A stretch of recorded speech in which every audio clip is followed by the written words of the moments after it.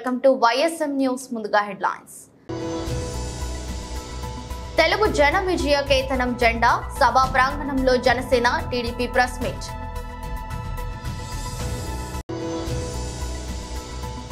పేదలు ఓవైపు ఉంటే పెత్తందారులు మరోవైపు ఉన్నారు సీఎం జగన్. రంజీ ట్రోఫీ సెమీఫైనల్లో ముంబై జట్టుకు శ్రేయస్ ఎంపిక.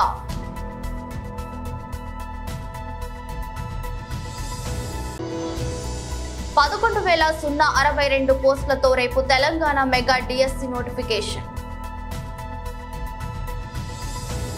తెలుగు జన విజయ కేతనం జెండా సభా ప్రాంగణంలో జనసేన టీడీపీ ప్రెస్ మీట్ నిర్వహించారు.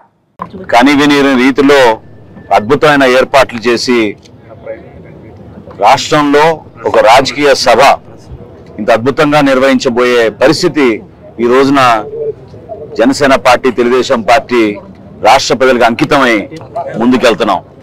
ఎన్నో ఇబ్బందులు పెట్టడానికి ప్రయత్నించినా కూడా మాకొస్తున్న సమాచారం మేరకు ప్రతి నియోజకవర్గాల నుంచి 175 నియోజకవర్గాల నుంచి ఆ పార్టీ ప్రజాప్రతినిధులు ప్రతి ఒక్కరు కూడా ఈ సభలో పాల్గొని విజయవంతం చేసేటట్టు ఆర్నిశలు కృషి చేస్తున్నారు.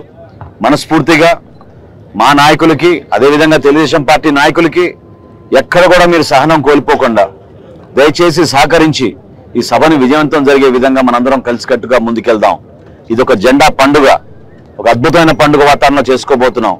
రాష్ట్ర ప్రజలకి మనం ఒక మంచి సంకేతం, దిశానిర్దేశం ఏ విధంగా రాబోయే రోజుల్లో ఎన్నికలకి ఇరు పార్టీల నాయకులు పవన్ కళ్యాణ్ గారు, అదేవిధంగా చంద్రబాబు నాయుడు గారు ఒక సుస్థిరమైన ప్రభుత్వం ఏర్పాటు చేసి ఈ పొత్తు వలన ఏ విధంగా రాష్ట్ర ప్రజలకి ఒక మంచి భవిష్యత్తు ఉంటుందో ఆ వివరాలన్నీ చెప్పడానికి సిద్ధమవుతున్న తరుణంలో ప్రతి ఒక్కరు కూడా ఇరు పార్టీల తరఫున నేను భారతదేశంలో ఎవరైనా సరే, ఏ రాజకీయ పార్టీ అయినా సరే సభలు జరుపుకునే హక్కు, స్వేచ్ఛ రాజ్యాంగం మనకిచ్చింది. అయితే దురదృష్టవశాత్తు ఆంధ్రప్రదేశ్ రాష్ట్రంలో వైసీపీ సభలు తప్ప తెలుగుదేశం పార్టీ కానీ, జనసేన కానీ, మిగిలినటువంటి రాజకీయ పక్షాలు సభలు పెట్టుకునే అవకాశం ఈ రాష్ట్రంలో లేకపోవడం చాలా దురదృష్టకరం అని చెప్పి సందర్భంగా తెలియచేస్తున్నాను. 5 సంవత్సరాలుగా 5 కోట్ల మంది ప్రజలు ఈ ముఖ్యమంత్రి, ఈ ప్రభుత్వం వల్ల ఎన్ని ఇబ్బందులు పడ్డారో మనందరం కూడా ప్రత్యక్ష సాక్షులం. నేను చాలా సందర్భాల్లో చెప్తాను, ఒక ప్రభుత్వం పరిపాలనలో ఉండేటప్పుడు 5 సంవత్సరాల తర్వాత వ్యతిరేకత వస్తుంది. ఒక ప్రాంతం నుంచో, ఒక వర్గం నుంచో, ఒక కులం నుంచో, ఒక మతం నుంచో వస్తుంది. కానీ ఫస్ట్ టైం 5 కోట్ల మంది ప్రజలు ఒక ప్రభుత్వం మీద, ఒక ముఖ్యమంత్రి మీద ఎంత అసహించుకున్నటువంటి పరిస్థితి ఎప్పుడు కూడా లేదు. పేదలు ఓవైపు ఉంటే పెత్తందారులు మరోవైపు ఉన్నారు. జగన్ గెలిస్తే పేదవాడికి న్యాయం జరుగుతుంది. సంక్షేమం కొనసాగాలంటే జగన్ సీఎంగా ఉండాలి.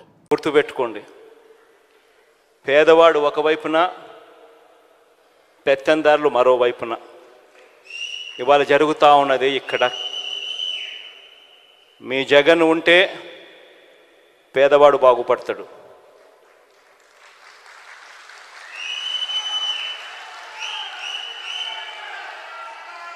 మీ జగన్ ఉంటే లంచాలు లేకుండా, వివక్ష లేకుండా బటన్లు కొనసాగుతాయి. ఇంటికే వాలంటీర్ వస్తాడు. చిక్కటి చిరునవ్వులతో అవ్వ తాతలకు తోడుగా ఉంటూ సహాయం అందుతుంది. మీ జగన్ ఉంటేనే బడులు మారుతాయి. పేదవాడు వెళ్ళే స్కూళ్ళు ఇంగ్లీష్ మీడియం అవుతాయి. మీ జగన్ ఉంటేనే గ్రామాలలో విలేజ్ క్లినిక్లు పనిచేయడం మొదలు పెడతాయి. ఆరోగ్య సురక్ష అనే కార్యక్రమం జల్లడబడుతూ ప్రతి పేదవాడికి తోడుగా ఉండే కార్యక్రమం జరుగుతుంది. ఆరోగ్యశ్రీని ఇప్పటికే విస్తరించాం. విస్తరించిన ఈ ఆరోగ్యశ్రీ ఇంకా గొప్పగా పనిచేయడం మొదలు పెడుతుంది.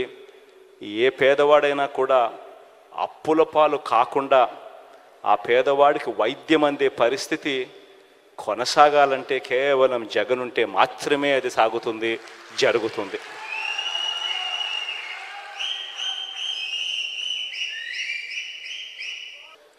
ఏ పథకం ఏ సమయంలో ఎప్పుడు ఇవ్వాలనో ఆ సమయం దాటిపోకమునిపే ఆ రైతన్నను చేపట్టుకుని నడిపించే, గ్రామస్థాయి నుంచి నడిపించే ఆర్బీకే వ్యవస్థలు ఈరోజు గొప్పగా పనిచేస్తూ ఉన్నాయి. ఎప్పుడు ఊహకు కూడా అందలేదు. ఫోన్లలో దిశ యాప్ పెట్టగలుగుతామని ఒక 5 సార్లు ఇలా ఫోన్ చేస్తే చాలు ఒక పోలీస్ సోదరుడు అక్క చెల్లెమ్మ దగ్గరికి వచ్చి అక్క ఏమైంది అని అడిగే పరిస్థితి తేగలుగుతాము అని ఎప్పుడు ఊహకు కూడా అందలేదు. ఈరోజు ఆ ప్రతి అక్క చెల్లెమ్మ ఫోన్లోనూ దిశ యాప్లో ఫోన్ 5 సార్లు షేక్ చేసినా చాలు, లేదా SOS బటన్ నొక్కినా చాలు, 10 నిమిషాల్లోనే వెంటనే పోలీసు సోదరుడు వెంటనే ఫోన్ చేస్తున్నాడు, 10 నిమిషాల్లో ఇక్కడికే వచ్చేస్తున్నాడు. ఎప్పుడు ఊహకు కూడా తట్టలేదు ఇట్టని చేయగలుగుతామని. మొట్టమొదటిసారిగా గ్రామాలలోనే ఒక మహిళా పోలీస్. ఇవన్నీ కూడా ఎప్పుడూ చూడని విధంగా జరిగిన మార్పులు. ఇవన్నీ కూడా ప్రతి పేదవాడి ఇంటికి తీసుకొని పోవాలి. ఇవన్నీ కొనసాగాలి అనంటే కేవలం మళ్ళీ జగన్ అయితేనే ఇవన్నీ కొనసాగుతాయన్న మెసేజ్ తీసుకొని పోవాలి. ఇండియన్ ప్రీమియర్ లీగ్ పై ఆసక్తితో దేశవాళీ మ్యాచ్ల విషయంలో నిర్లక్ష్యం వహిస్తున్నారని బీసీసీఐ భావిస్తుంది. జాతీయ జట్టులో లేనప్పుడు దేశవాళీ క్రికెట్ ఆడాలని గతంలోనే సూచించింది. అయినప్పటికీ పలువురు సీనియర్ ఆటగాళ్లు వివిధ కారణాలు చూపిస్తూ మ్యాచ్లు ఆడట్లేదు. ఈ సూచనను శ్రేయస్ అయ్యర్, ఇషాన్ కిషన్ లు విస్మరించారు. వారిద్దరిని కాంట్రాక్ట్ ఆటగాళ్ల జాబితా నుంచి బోర్డు తప్పించనుందని వార్తలు వచ్చాయి. దీంతో పాటు ఖచ్చితంగా దేశవాళీ మ్యాచ్లు ఆడేలా నిబంధన తీసుకురావడంతో పాటు ఫస్ట్ క్లాస్ క్రికెట్ ఆడిన వారికి నగదు ప్రోత్సాహకం ఇచ్చేందుకు ప్రణాళికలు రూపొందిస్తున్నట్టు సమాచారం. ఈ నేపథ్యంలోనే బీసీసీఐ హెచ్చరికతో ఆటగాళ్లు దారికి వస్తున్నారు.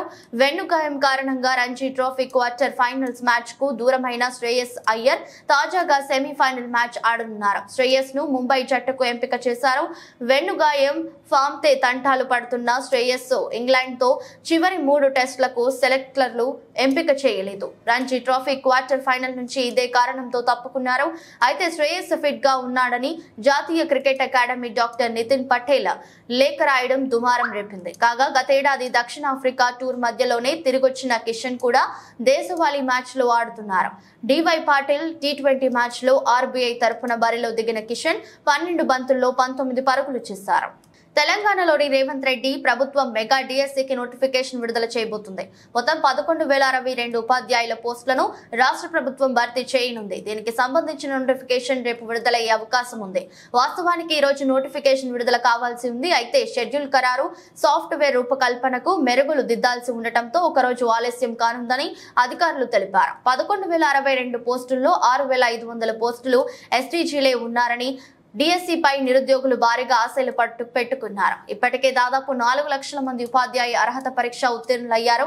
వీళ్లంతా డిఎస్సి కోసం ఎదురు చూస్తున్నారు. మరోవైపు డిఎస్సి ప్రక్రియలో ఎక్కడ ఎలాంటి సమస్య తలెత్తకుండా అధికారులు అన్ని జాగ్రత్తలు తీసుకుంటున్నారు.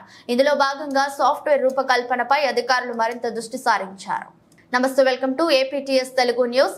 దేవరపల్లి పంచాయతీ కార్యాలయం సమీపంలో 7 లక్షల రూపాయల వ్యయంతో నిర్మించే మంచినీటి బోరుకు సమర్పించి సర్పంచి కడిమి వీరకుమారి మంగళవారం నాడు శంకుస్థాపన చేశారు. ఈ సందర్భంగా సర్పంచ్ వీరకుమారి మాట్లాడుతూ దేవరపల్లిలో నానాటికి పెరుగుతున్న జనాభాకు అనుగుణంగా మంచినీరు అందించవలసిన బాధ్యత తమపై ఉందని అన్నారు.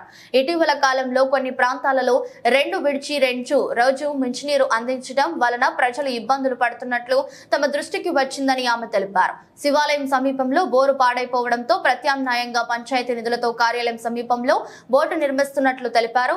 ఈ బోరు నిర్మాణ పూర్తయితే దేవరపల్లి గ్రామ ప్రజలకు త్రాగునీరు సమస్య ఉండదని ఆమె వెల్లడించారు. గ్రామంలో పారిశుద్ధ్య పనులు, ఇతర కార్యక్రమాలు మరింత వేగవంతం చేస్తామని సర్పంచ్ వీరకుమారి తెలిపారు.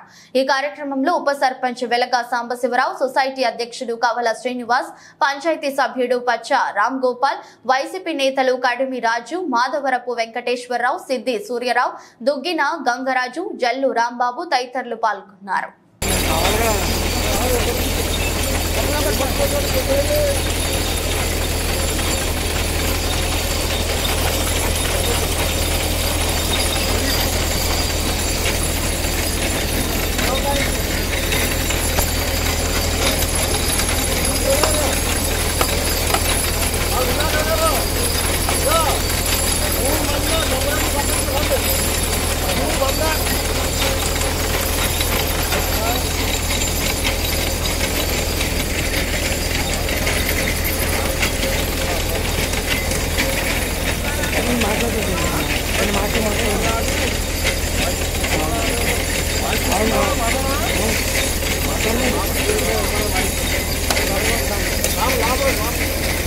దేవపల్లి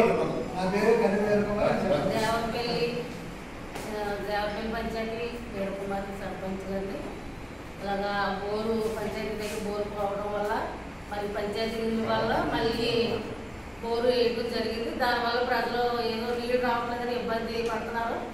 మరి మేము ఇవన్నీ నిధులు పెట్టి పంచాయతీ బోరు వేయడం జరుగుతుంది.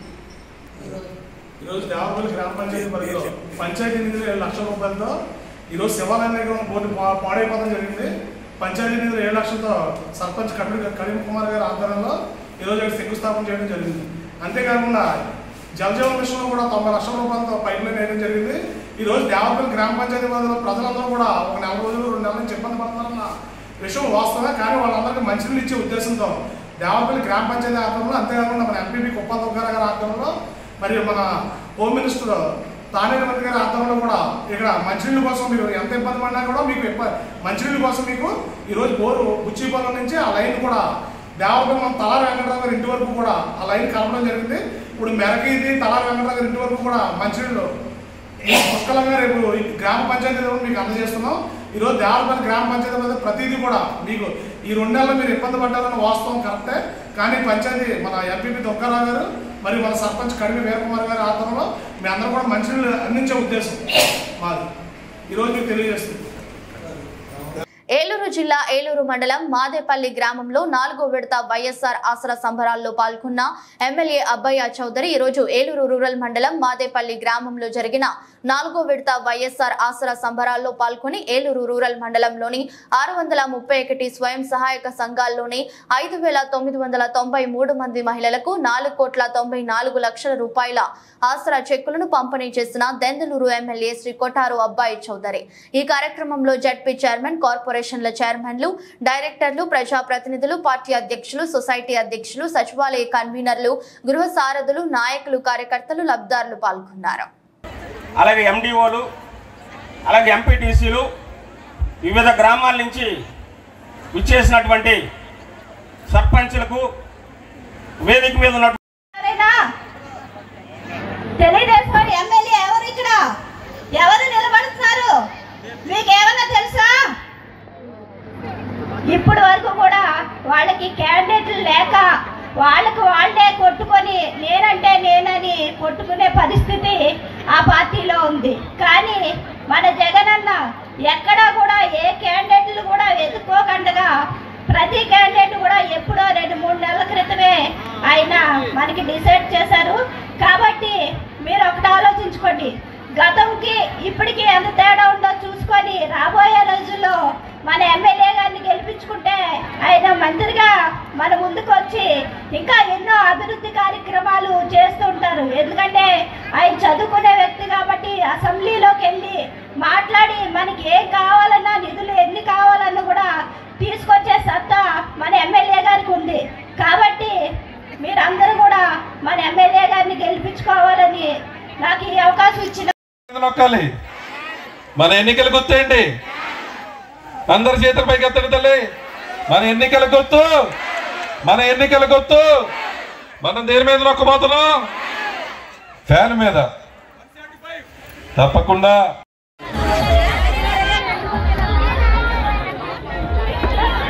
రాధాకృష్ణ గారు, రాము గారు, శివ గారు, చైతన్య అందరూ రావాలి. అందరికీ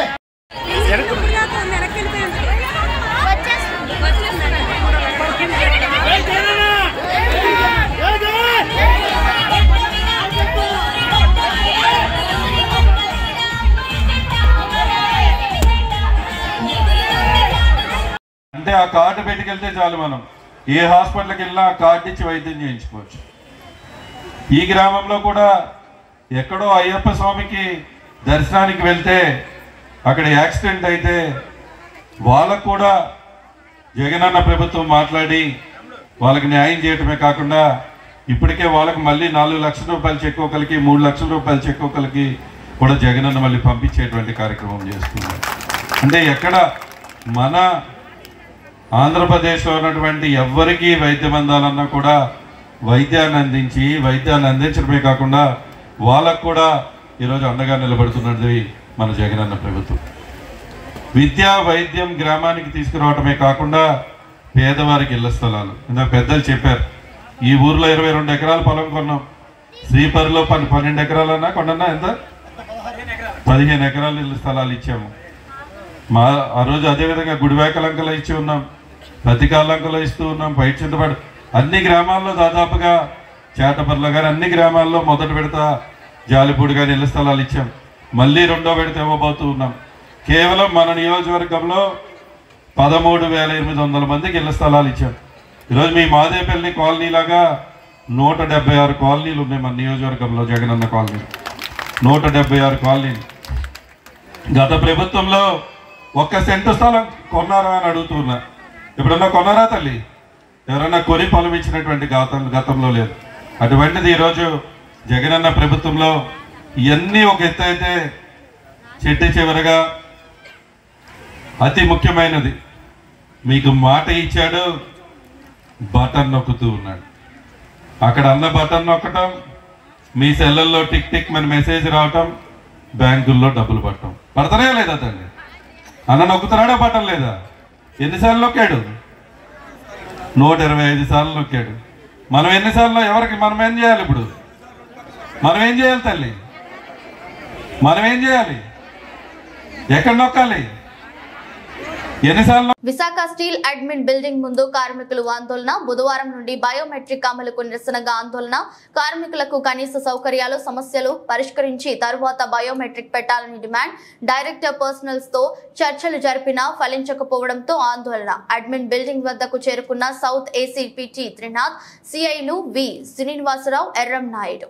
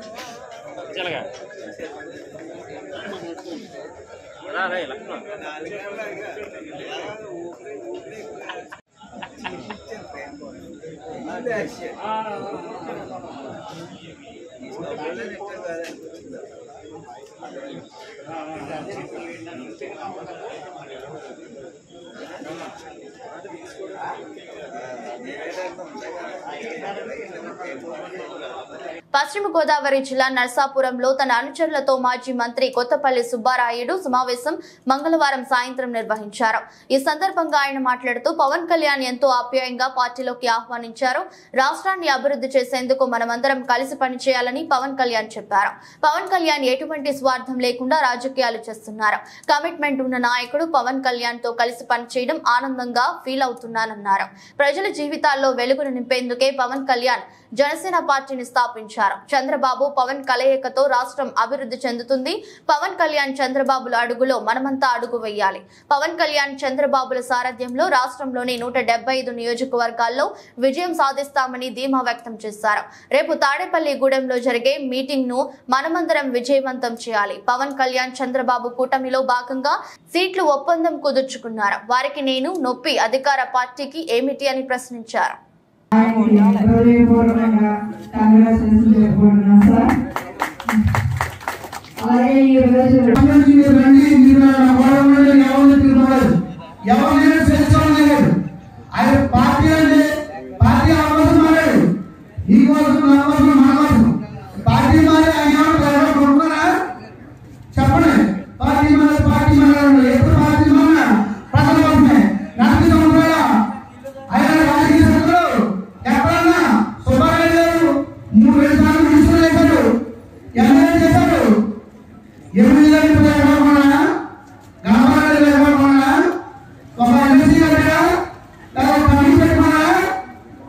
ఎప్పుడు ప్రజలు నా ప్రజలు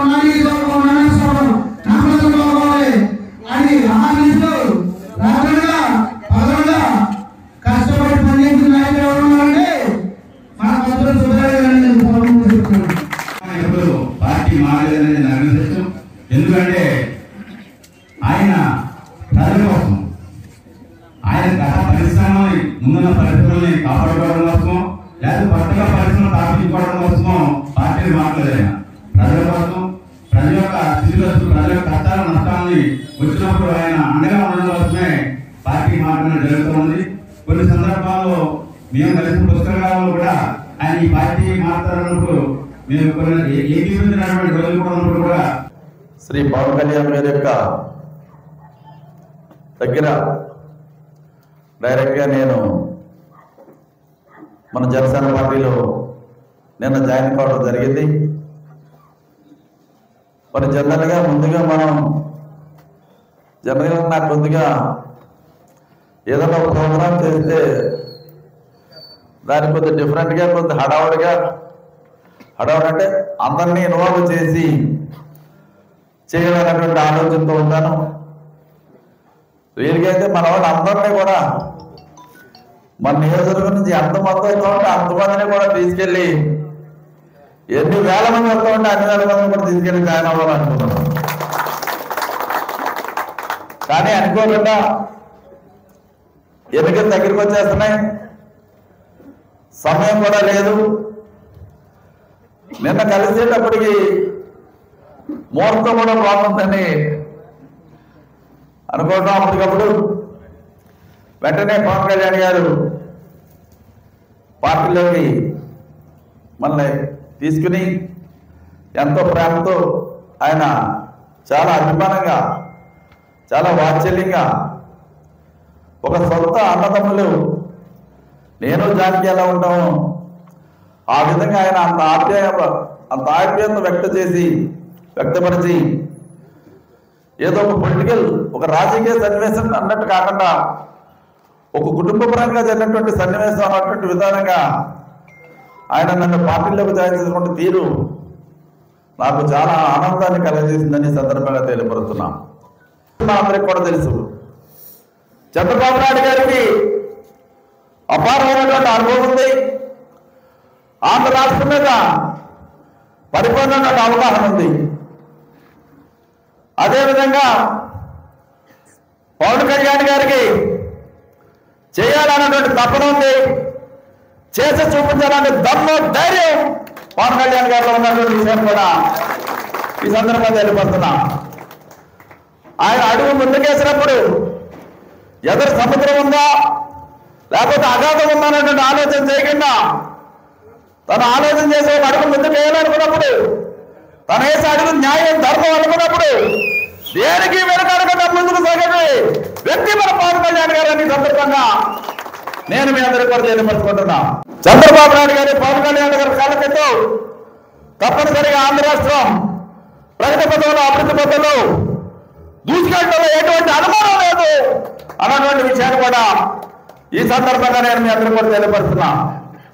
అదేవిధంగా ఈనాడైనటువంటి ఈ కలయికని అమలాపురం నియోజకవర్గ టికెట్ జనసేనకు ప్రకటించినట్లు మీడియాలో వార్తలు వస్తున్న నేపథ్యంలో కార్యకర్తలు అత్యుత్సాహం ప్రదర్శించవద్దని నియోజకవర్గ ఇన్ఛార్జి శెట్టిబత్తుల రాజాబాబు విజ్ఞప్తి చేశారు. పొత్తులో భాగంగా తెలుగుదేశం పార్టీ అధ్యక్షులు చంద్రబాబు నాయుడు, అదేవిధంగా జనసేన అధ్యక్షులు పవన్ కళ్యాణ్ ఇరువురు కలిసి నిర్ణయం తీసుకున్న తర్వాత మాత్రమే మనం ఆనందోత్సాహాలు చేసుకోవాలని, అంతవరకు సంయమనం పాటించాలని కార్యకర్తలను రాజాబాబు కోరారు. పార్టీ ఇన్ఛార్జిగా ఉన్నటువంటి నాకు కేటాయించినట్టుగా మీడియాలో కథనాలు వస్తూ ఉన్నాయి. అయితే దాని మీద కార్యకర్తలు కూడా అత్యుత్సాహంగా ఆనందంగా ఉన్నారు. అధికారికంగా అధ్యక్షుల వారు పవన్ కళ్యాణ్ గారు ప్రకటించే వరకు కూడా కార్యకర్తలు ఎవరు అత్యుత్సాహం ప్రదర్శించొద్దని వేడుకుంటా ఉన్నాను. ఎందుకంటే జనసేన తెలుగుదేశం పొత్తులో ఇరుపక్షాల అధ్యక్షులు అధికారంగా ప్రకటించినప్పుడు మాత్రమే మనం ఆనందోత్సాహాలు, సంబరాలు చేసుకోవాలి. అంతవరకు కూడా సంయమనం పాటించాలి. అధ్యక్షుల వారు అధికారికంగా ప్రకటించే వరకు కూడా సంయమనం పాటించాలని చెప్పి కార్యకర్తలకి విజ్ఞప్తి చేస్తూ, ఇవాళ తాడేపల్లిగూడెంలో జరగబోయే జనసేన తెలుగుదేశం సంయుక్తంగా నిర్వహించే తెలుగు జన విజయకేతనం సభను విజయవంతం చేయడం మీద మనం అందరం కూడా దృష్టి కేంద్రీకరిద్దాం. ప్రతి ఒక్కరూ కూడా భారీ ఎత్తున తరలి వచ్చి ఇవాళ 3 గంటలకు జరగబోవు తాడేపల్లిగూడెంలో జరగబోవు జెండా మన సభను విజయవంతం చేసుకుందాం. ప్రతి ఒక్కరు కూడా కదిలి రావాలని జన సైనికులకి, అభిమానులకి, అదేవిధంగా తెలుగుదేశం పార్టీ నాయకులకు అందరికి కూడా పేరు పేరున విజ్ఞప్తి చేస్తా ఉన్నాను. వార్తలు ముగించే ముందు మరోసారి హెడ్లైన్స్. తెలుగు జన విజయ కేతనం జెండా సభా ప్రాంగణంలో జనసేన టీడీపీ ప్రెస్ మీట్.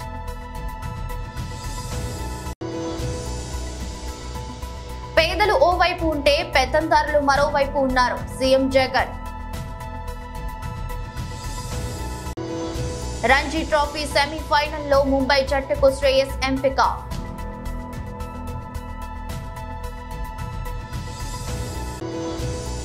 $11,062 పోస్టులతో రేపు తెలంగాణ మెగా డిఎస్సి నోటిఫికేషన్. ఇది రోజు బులెటిన్. మరో బులెటిన్లో మళ్ళీ కలుద్దాం. అంతవరకు సెలవు. నమస్కారం.